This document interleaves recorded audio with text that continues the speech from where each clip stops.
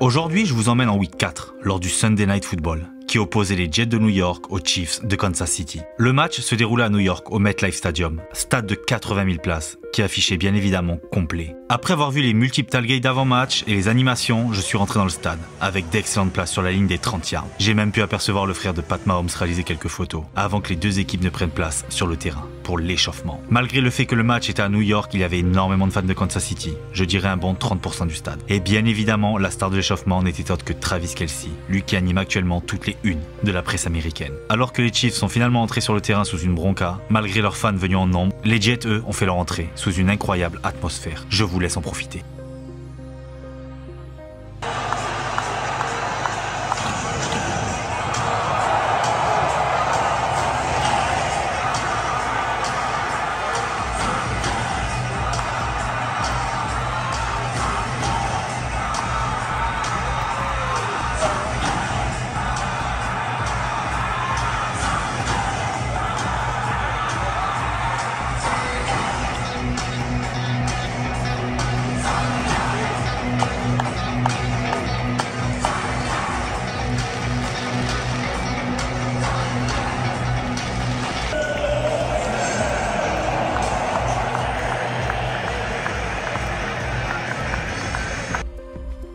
Après ce show très américain, place à Lee, et nous voilà enfin partis pour le match. Et comme on pouvait s'y attendre, le début du match sera à l'avantage des Chiefs de Kansas City, notamment grâce à leur jeu de course. Après avoir inscrit leur premier point sur field goal, les Chiefs vont inscrire 2 touchdowns lors du premier quart-temps, notamment grâce à une course de 40 yards de Isaiah Pacheco, qui aura été le joueur qui m'a le plus impressionné du bord du terrain. Il sera tout simplement intenable dans ce match.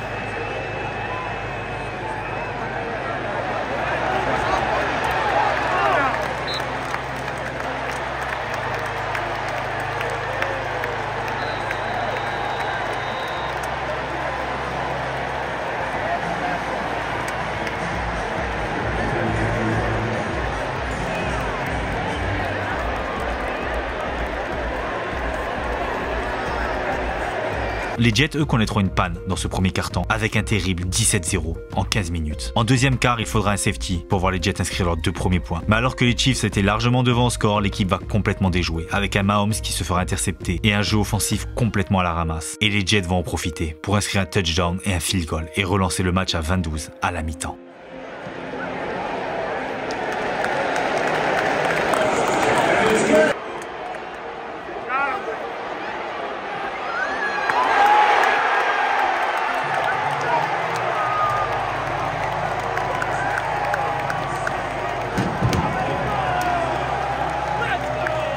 Grâce à ce retour au score, l'ambiance du stade sera électrique pour la seconde mi-temps, où très vite, les Jets vont inscrire ce touchdown, qui va donc leur permettre de recoller au score. Le score, lui, n'évoluera plus durant un bon moment, et Mahomes enchaînera les mauvais choix en attaque.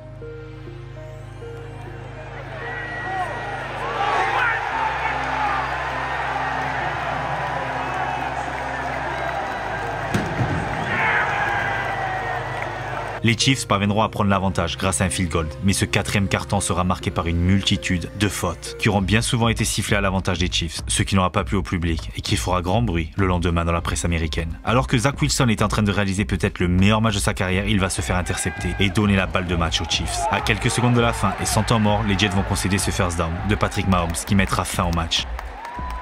A noter que lors de ce match, Zach Wilson aura battu Mahomes dans toutes les cases statistiques. Une première en saison régulière pour le quarterback des Chiefs. Durant ce match, l'ambiance aura été folle et sera restée très amicale, malgré le grand nombre de supporters des Chiefs, un peu partout dans le stade. Personnellement, je m'attendais pas à avoir un match aussi serré, surtout avec l'absence de Aaron Rodgers.